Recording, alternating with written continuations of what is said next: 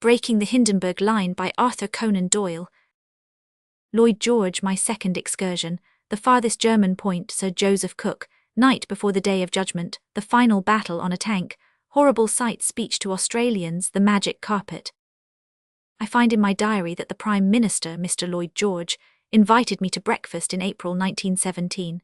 Some third person was, I understand, to have been present, but he did not arrive, so that I found myself alone in the classic dining room of number 10 Downing Street, while my host was finishing his toilet. Presently he appeared, clad in a grey suit, smart and smiling, with no sign at all that he bore the weight of the great European war upon his shoulders. Nothing could have been more affable or democratic, for there was no servant present, and he poured out the tea, while I from a side table brought the bacon and eggs for both. He had certainly the Celtic power of making one absolutely at one's ease, for there was no trace at all of pomp or ceremony, just a pleasant, smiling, grey-haired but very virile gentleman with twinkling eyes and a roguish smile. No doubt there are other aspects, but that is how he presented himself that morning. He began by talking about the great loss which the country had sustained in Lord Kitchener's death, speaking of him in a very kindly and human way. At the same time he was of opinion that long tropical service, and the habit of always talking down to subordinates, had had some effect upon his mind and character. He was a strange mixture of rather morose inactivity and sudden flashes of prevision, which amounted to genius. He was the only man who had clearly foreseen the length of the war, and but for Turkey, Bulgaria, and other complications, he probably overstated it at 3 years. There were times when he became so dictatorial as to be almost unbearable, and he had to be reminded at a cabinet council, by Lloyd George himself, that he was in the presence of 20 men who were his peers, and that he could not refuse them information or act above their heads. I confess that it struck me as very natural that a big man with vital knowledge in his brain should hesitate in a world crisis to confide it to 20 men, and probably 20 wives, each of whom was a possible leak. In spite of his genius, Kitchener was not accessible to new ideas. He could not see clearly why such enormous munitions were necessary. He opposed tanks. He was against the Irish and Welsh separate divisions. He refused the special flags which the ladies had worked for these divisions. He was as remote from sentiment as a steam hammer, and yet he was dealing with humans who can be influenced by sentiment. He obstructed in many things, particularly in the Dardanelles. On the other hand, his steps in organizing the new armies were splendid, though he had attempted, vainly, to do away with the territorials, another example of his blindness to the practical force of sentiment. Mrs. Squith had said of him, "If he is not a great man, he is a great poster," and certainly no one else could have moved the nation to such a degree, though the long series of provocations from the Germans had made us very receptive and combative. Lloyd George was justly proud of the splendid work of the Welsh division at the front. He had been to Mametz Wood, the taking of which had been such a bloody, and also such a glorious, business. He listened with interest to an account which I was able to give him of some incidents in that fight, and said that it was a beautiful story. He had arranged for a Welsh painter to do the scene of the battle. He was interested to hear how I had worked upon my history, and remarked that it was probably better done from direct human documents than from filed papers.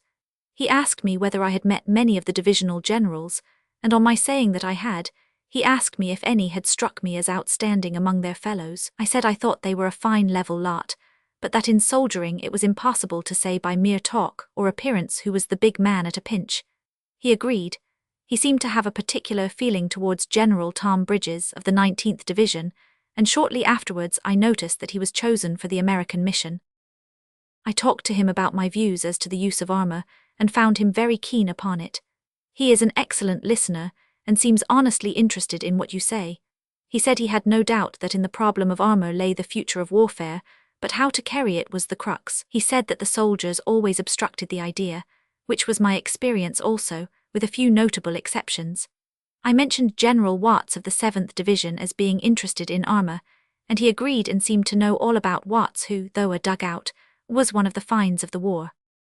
He was much excited about the revolution in Russia, news of which had only just come through. The Guards had turned, and that meant that all had turned. The Tsar was good but weak. The general character and probable fate of the Tsarina were not unlike those of Marie Antoinette.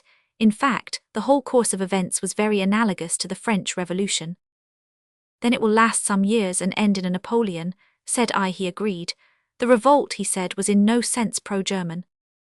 The whole affair had been Byzantine, and reminded one of the old histories. As I left he came back to armour, and said that he was about to see someone on that very subject.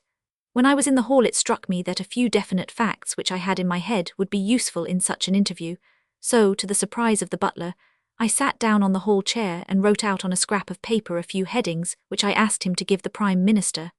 I don't know if they were of any use. I came away reassured, and feeling that a vigorous, virile hand was at the helm. I had not expected to see any more actual operations of the war, but early in September 1918, I had an intimation from the Australian government that I might visit their section of the line. Little did I think that this would lead to my seeing the crowning battle of the war. It was on September 26 that we actually started, the party consisting of Sir Joseph Cook, Naval Minister of the Australian Commonwealth, Commander Latham, his aide-de-camp who in civil life is a rising barrister of Melbourne, and Mr. Berry, soon to be Sir William Berry, proprietor of the Sunday Times. We crossed in a gale of wind, with a destroyer sheeted in foam on either side of the leave boat, each of us being obliged to wear life belts. Several American newspaper men were on board, one of them an old friend, Bach of the Ladies' Home Journal. It was too late to continue our journey when we got across, so we stayed at an inn that night, and were off to the Australian line at an early hour in the morning, our way lying through Abbeville and Amiens. The latter place was nearly deserted and very badly knocked about, far more so than I had expected. The enemy had, as we knew, been within 7 miles of Amiens. It was the Australian line which held the town safe, and the Allied cause from desperate peril if not ruin. It did not surprise us, therefore, that we soon came upon signs of fighting. A little grove was shown us as the absolute farthest ripple of the advanced German wave. A little farther on was the sheltered town of Villers-Bretonneux, with piles of empty cartridge cases at every corner to show where snipers or machine guns had lurked. A little farther on a truly monstrous gun, the largest I have ever seen, lay near the road, broken into 3 pieces. It was bigger to my eyes than the largest on our battleships, and had been brought up and mounted by the Germans just before the tide had turned, which was on July 5. In their retreat they had been compelled to blow it up. A party of British guardsmen were standing round it examining it, and I exchanged a few words with them. Then we ran on through ground which was intensely interesting to me, as it was the scene of Gough's retreat, and I had just been carefully studying it at home. There was the Somme on our left, a very placid, slow-moving stream, and across it the higher ground where our Roman 3 Corps had been held up on the historical August 8, the day which made Ludendorff realize, as he himself states, that the war was lost. On the plain over which we were moving the Australian and Canadian divisions had swept, with the tanks leading the British line, as Boadicea's chariots did of old. Though I had not been over the ground before, I had visualized it so clearly in making notes about the battle that I could name every hamlet and locate every shattered church tower. Presently a hill rose on the left, which I knew to be Mount St. Quentin, the taking of which by the Australians was one of the feats of the war. It had been defended by picked troops, including some of the Prussian guards, but they were mostly taken or killed, though a flanking attack by the British Yeomanry Division had something to do with the result. The old walled town of Peronne, sacred forever to Sir Walter, Quentin Durward and the archers of the Scots Guards, lay before us, almost if not quite surrounded by the river, the canal and broad moats. It seemed an impossible place to take, which is of course the greatest possible trap in modern warfare, since something occurring 50 miles away may place troops behind you and cut you off. Here our long drive finished, and we were handed over to the care of Colonel Bennett commanding the camp, a tall, bluff warrior who, if he had doffed his khaki and got into a velvet tunic, would have been the exact image of the veteran warrior in Scott's novel. He was indeed a veteran, having fought, if I remember right, not only in South Africa, but even in the Australian Suakim contingent. A little wooden hut was put at our disposal, and there we slept, Sir Joseph Cook and I, with a small partition between us. I was bitterly cold, and so I can tell was he, for I could hear him tossing about just as I did for warmth. We had neither of us made the discovery that you may pile all the clothes you like on the top of you, but so long as there is only one layer of canvas beneath you, you are likely to be cold. We don't usually realize that the mattress is also part of the bedclothes. We both got little sleep that night. Next morning, September 28, we were off betimes, for we had much to see, the old town for one thing, which I vowed I would visit again in time of peace. We descended Mount St. Quentin and saw ample evidence of the grim struggle that had occurred there. There were many rude graves, some of them with strange inscriptions. One of them, I was told, read, "Here lies a German who met 2 diggers." The Australian Tommy was of course universally known as a digger. They make a rough, valiant, sporting but rude-handed crew. They went through the prisoners for loot, and even the officers were ransacked. Colonel Bennett told me that a colonel of the Germans was impudent when he came into his presence, so Bennett said, "Mend your manners, or I will hand you over to the diggers." They were waiting outside the tent for just such a chance. One German had an iron cross which was snatched from him by an Australian. The Germans shaped up to the man in excellent form and knocked him down. The other Australians were delighted, gave him back his cross and made him quite a hero. I expect the looter had been an unpopular man. The younger Australian officers were all promoted from the ranks, and many of them had their own ideas about English grammar.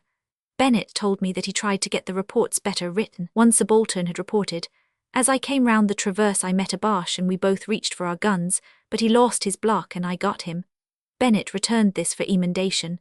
It came back, "As I came round the traverse I met a German and we both drew our automatic pistols, but he lost his presence of mind and I shot him."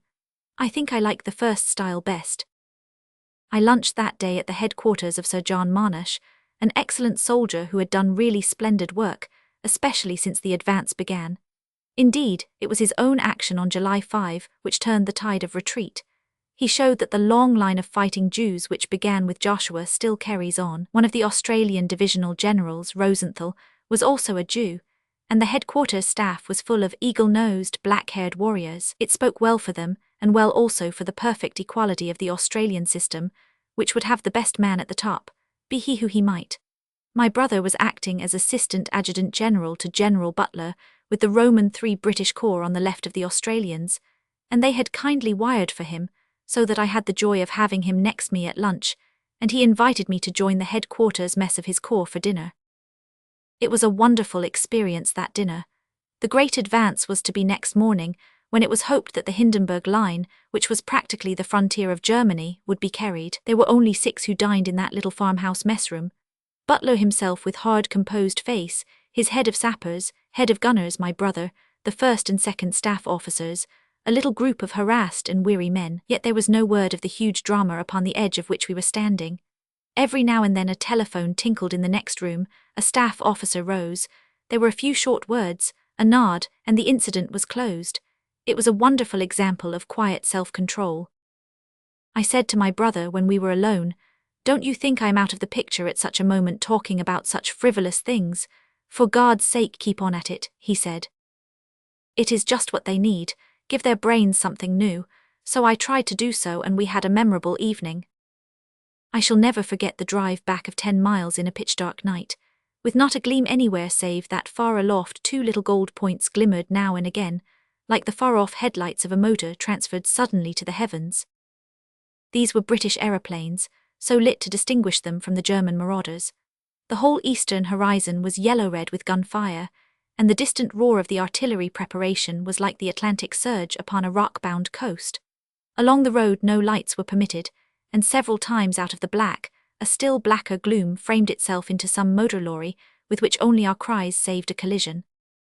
It was wonderful and awesome, the eve of the Day of Judgment when Germany's last solid defense was to be smashed, and she was to be left open to that vengeance which she had so long provoked. We were awakened early, part of our party getting away to some point which they imagined would be more adventurous than that to which we seniors should be invited, though in the sequel it hardly proved so. They saw much, however, and one of them described to me how one of the first and saddest sights was that of 18 splendid young Americans lying dead and lonely by the roadside, caught in some unlucky shell burst. Mr. Cook, Commander Latham, and I had been placed under the charge of Captain Plunkett, a twice-wounded Australian officer, who helped us much during the varied adventures of our exciting day. The general program of attack was already in our minds. 2 American divisions, the 27th Anth, one from New York, the other from the south, were to rush the front line. The Australian divisions were then to pass over or through them and carry the battlefront forward. Already, as we arrived on the battlefield, the glad news came back that the Americans had done their part, and that the Australians had just been unleashed, also that the Germans were standing to it like men. As our car threaded the crowded street between the ruins of Templu, we met the wounded coming back, covered cars with nothing visible save protruding boots, and a constant stream of pedestrians, some limping, some with bandaged arms and faces, some supported by Red Cross men, a few in pain, most of them smiling grimly behind their cigarettes. Amid them came the first clump of prisoners, 50 or more, pitiable enough, and yet I could not pity them, the weary, shuffling, hangdog creatures, with no touch of nobility in their features or their bearing. The village was full of Americans and Australians, extraordinarily like each other in type. One could well have lingered, for it was all of great interest, but there were even greater interests ahead, so we turned up a hill, left our car, which had reached its limit, and proceeded on foot. The road took us through a farm, where a British anti-aircraft battery stood ready for action. Then we found open plain, and went forward amid old trenches and rusty wire in the direction of the battle. We had now passed the heavy gun positions, and were among the field guns, so that the noise was deafening. A British howitzer battery was hard at work, and we stopped to chat with the major. His crews had been at it for 6 hours, but were in great good humour, and chuckled mightily when the blast of one of their guns nearly drove in our eardrums, we having got rather too far forward. The effect was that of a ringing box on the exposed ear, with which valediction we left our grinning British gunners and pushed on to the east, under a screaming canopy of our own shells. The wild, empty waste of moor was broken by a single shallow quarry or gravel pit, in which we could see some movement. In it we found an advanced dressing station, with about 100 American and Australian gunners and orderlies. There were dugouts in the sides of this flat excavation, and it had been an American battalion headquarters up to a few hours before. We were now about 1,000 yards from the Hindenburg Line, and I learned with emotion that this spot was the Egg Redoubt, one of those advanced outposts of General Gough's army which suffered so tragic and glorious a fate in that great military epic of March 21, one of the grandest in the whole war. The fact that we were now actually standing in the Egg Redoubt showed me, as nothing else could have done, how completely the ground had been recovered, and how the day of retribution was at hand. We were standing near the eastward lip of the excavation, and looking over it, when it was first brought to our attention that it took 2 to make a battle. Up to now we had seen only one. Now 2 shells burst in quick succession 40 yards in front of us, and a spray of earth went into the air. "Whiz-bangs," remarked our soldier guide casually. Personally, I felt less keenly interested in their name than in the fact that they were there at all. We thought we had done pretty well to get within 1,000 yards of the famous line, but now came a crowning bit of good fortune, for an Australian gunner captain, a mere lad, but a soldier from his hawk's eyes to his active feet, volunteered to rush us forward to some coign of vantage known to himself. So it was eastward ho, once more, still over a dull, barren plain sloping gently upwards with little sign of life. Here and there was the quick fluff of a bursting shell, but at a comfortable distance. Suddenly ahead of us a definite object broke the skyline. It was a tank, upon which the crew were working with spanners and levers, for its comrades were now far ahead, and it would fain follow. This, it seems, was the grandstand which our young gunner had selected. On to the top of it we clambered, and there, at our very feet, and less than 500 yards away, was the rift which had been torn a few hours before in the Hindenburg Line. On the dun slope beyond it, under our very eyes, was even now being fought a part of that great fight where at last the children of light were beating down into the earth the forces of darkness. It was there, we could see it, and yet how little there was to see. The ridge was past and the ground sloped down, as dark and heathy as Hindhead. In front of us lay a village. It was Bellecourt. The Hindenburg position ran through it. It lay quiet enough, and with the unaided eye one could see rusty red fields of wire in front of it, but the wire had availed nothing, nor had the trench that lurked behind it, for beyond it, beside the village of Norrie, there was a long white line, clouds of pale steam-like vapour spouting up against a dark, rain-sodden sky. "The Boche smoke barrage," said our guide. "They are going to counterattack." Only this, the long, white, swirling cloud upon the dark plain told of the strife in front of us. With my glasses I saw what looked like tanks, but whether wrecked or in action I could not say. There was the battle, the greatest of battles, but nowhere could I see a moving figure. It is true that all the noises of the pit seemed to rise from that lonely landscape, but noise was always with us, go where we would. The Australians were ahead where that line of smoke marked their progress. In the sloping fields, which at that point emerged out of the moor, the victorious Americans who had done their part were crouching. It was an assured victory upon which we gazed, achieved so rapidly that we were ourselves standing far forward in ground which had been won that day. The wounded had been brought in, and I saw no corpses. On the left the fight was very severe, and the Germans, who had been hidden in their huge dugouts, were doing their usual trick of emerging and cutting off the attack.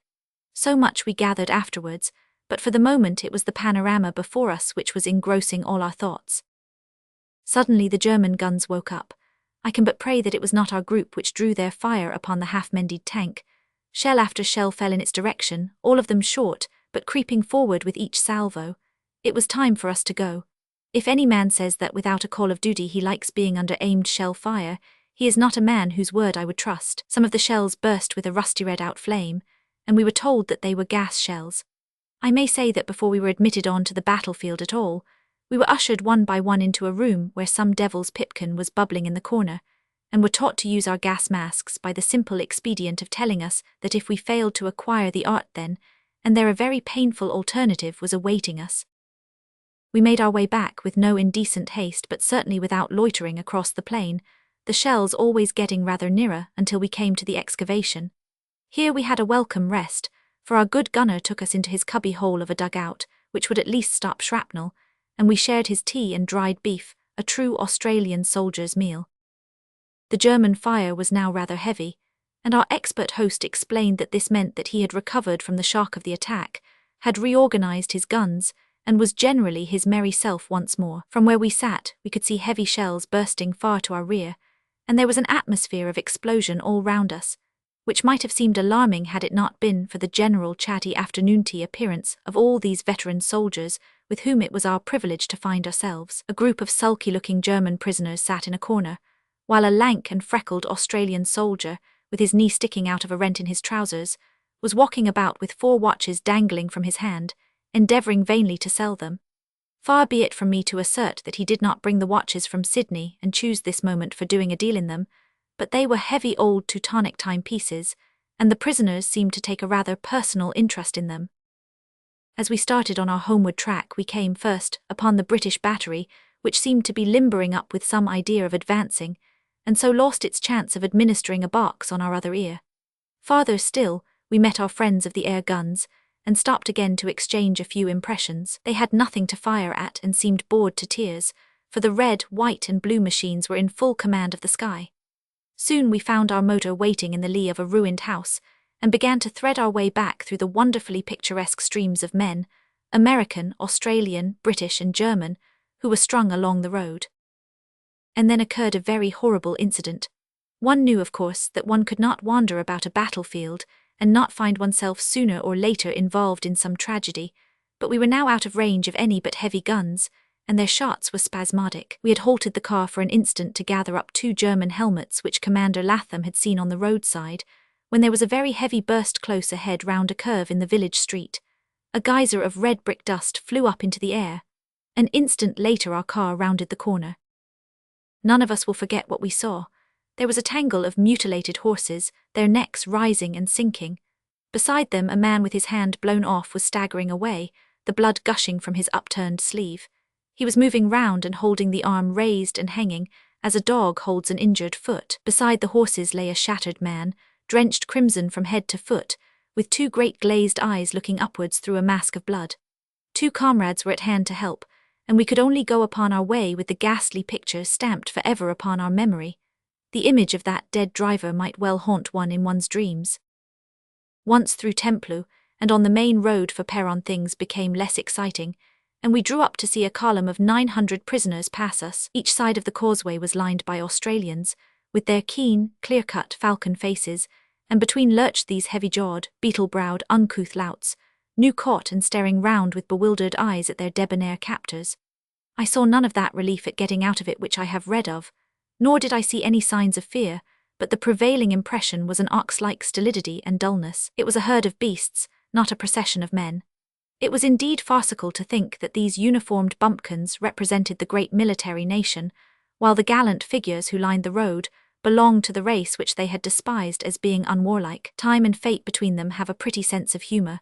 One of them caught my eye as he passed and roared out in guttural English, "The old German is out." They were the only words I heard them speak. French cavalry troopers, stern, dignified and martial, rode at either end of the bedraggled procession. They were great soldiers, these Australians. I think they would admit it themselves, but a spectator is bound to confirm it. There was a reckless daredevilry, combined with a spice of cunning, which gave them a place of their own in the imperial ranks. They had a great advantage, too, in having a permanent organization, the same 5 divisions always in the same corps under the same chief. It doubled their military value, and the same applied equally, of course, to the Canadians. Nonetheless, they should not undervalue their British comrades or lose their sense of proportion. I had a chance of addressing some 1,200 of them on our return that evening, and while telling them all that I thought of their splendid deeds, I ventured to remind them that 72% of the men engaged and % of the casualties were Englishmen of England. I think that now, in these afterwar days, the whole world needs to be reminded of this fact, as well as the Australians did. There has been, it seems to me, a systematic depreciation of what the glorious English, apart from the British, soldiers did. England is too big to be provincial, and smaller minds sometimes take advantage of it. At the time, some of the Australian papers slanged me for having given this speech to their soldiers, but I felt that it needed saying, and several of their officers thanked me warmly, saying that as they never saw anything save their own front, they were all of them losing their sense of proportion. I shall not easily forget that speech, I standing on a mound in the rain, the Australian soldiers with cloaks swathed round them like brigands, and half a dozen aeroplanes, returning from the battle, circling overhead, evidently curious as to what was going on. It seems to me now like some extraordinary dream. Such was my scamper to the Australian front. It was as if some huge hand had lifted me from my study table, placed me where I could see what I was writing about, and then within 4 days laid me down once more before the familiar table, with one more wonderful experience added to my record. And then at last came the blessed day of armistice. I was in a staid London hotel at 11 o'clock in the morning, most prim of all the hours of the day, when a lady, well-dressed and conventional, came through the turning doors, waltzed slowly round the hall with a flag in either hand, and departed without saying a word. It was the first sign that things were happening. I rushed out into the streets, and of course the news was everywhere at once. I walked down to Buckingham Palace and saw the crowds assembling there, singing and cheering. A slim young girl had got elevated on to some high vehicle, and was leading and conducting the singing as if she was some angel in tweeds just dropped from a cloud. In the dense crowd I saw an open motor stop with 4 middle-aged men, one of them a hard-faced civilian, the others officers. I saw this civilian hack at the neck of a whiskey bottle and drink it raw. I wish the crowd had lynched him. It was the moment for prayer, and this beast was a blot on the landscape. On the whole, the people were very good and orderly. Later, more exuberant elements got loose. They say that it was when the Australian wounded met the War Office flappers that the foundations of solid old London got loosened. But we have little to be ashamed of, and if ever folk rejoiced, we surely had the right to do so. We did not see the new troubles ahead of us, but at least these old ones were behind, and we had gained an immense reassurance. Britain had not weakened. She was still the Britain of old. Chapter 32.